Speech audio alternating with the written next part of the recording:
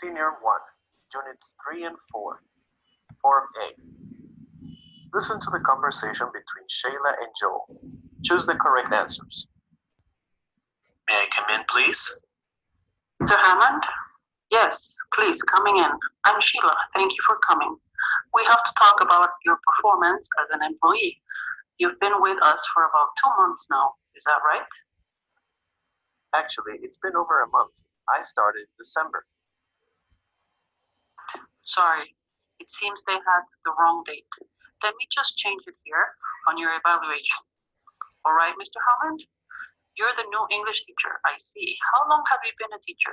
Is it 5 years? I have been a teacher for 10 years now. Another mistake. I wish my secretary would be more careful with the reports. Well, let's start, shall we? It seems you have been having some issues with Mr. Alcantara, the head of the department. He mentions a very particular episode.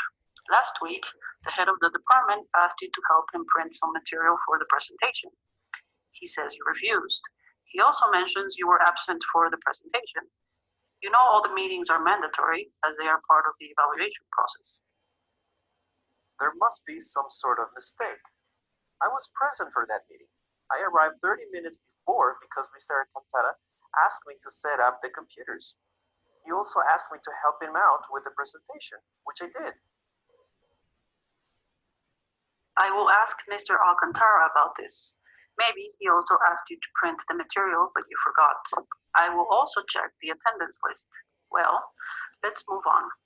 A supervisor mentioned that your last 5 quizzes were full of grammar mistakes, spelling mistakes, and you mentioned you have been working for a decade. Shouldn't you be more careful? Oh, really?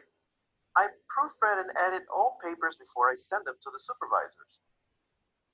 I'm appalled and very embarrassed, but I must say no one told me.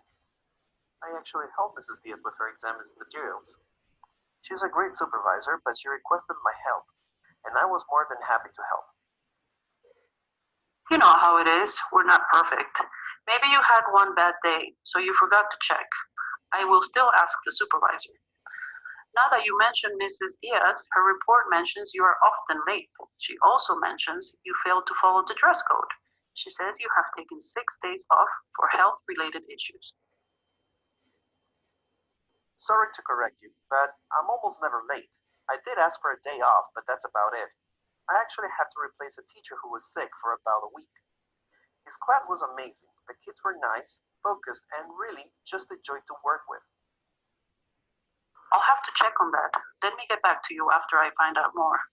There was also a problem with a report you had to submit on Monday, which was yesterday.